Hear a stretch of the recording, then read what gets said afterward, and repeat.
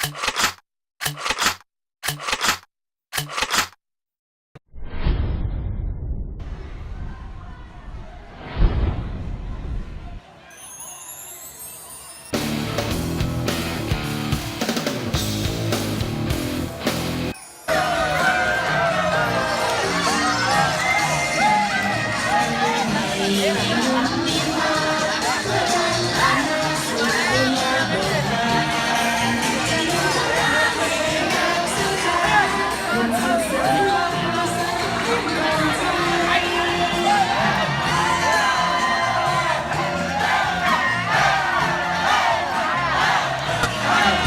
ู้สี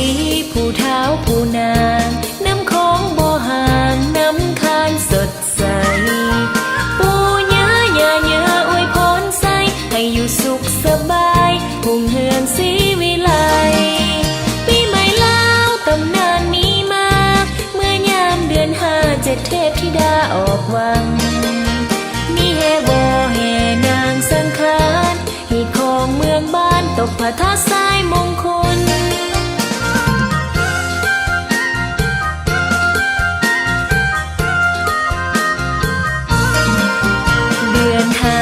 ดอกจำปาบานสลองสงกรานต์ประเพณีปีใหม่ลา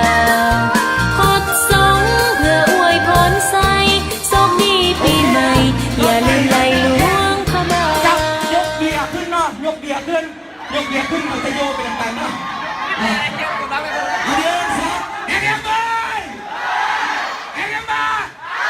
แข่งดวงแข่งใจให้บ้า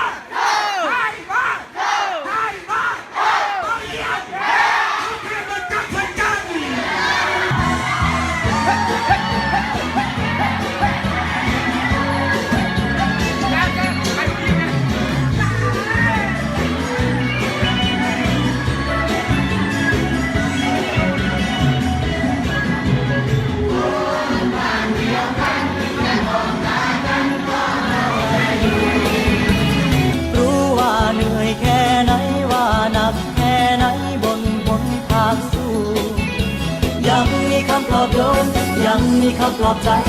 มีคำว่าสบายดีบ่ให้กันเสมอเด้อคนบ้านเขา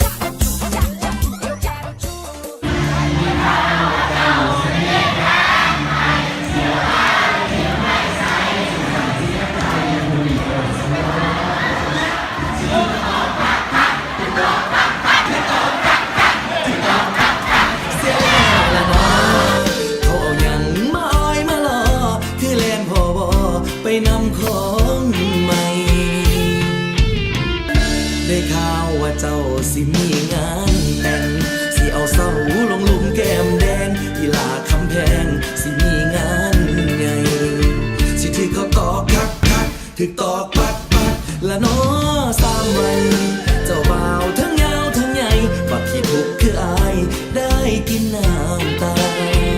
หากหัวคนนั้นแฟนเฮาสิเขาพาควัน เสียงเขาย้องกันจนฟ้าสนั่นเสียงดังปักปักปักปักปักส่วงมีบ่ขี่มาขี่ใส่ใจของอายคักคักอารมณ์ของคนอกหักขออยากเอามือฟาดปากเจ้าบ่าวหากหัวคนเอ้ยแฟนเฮาสิเขาพาควัน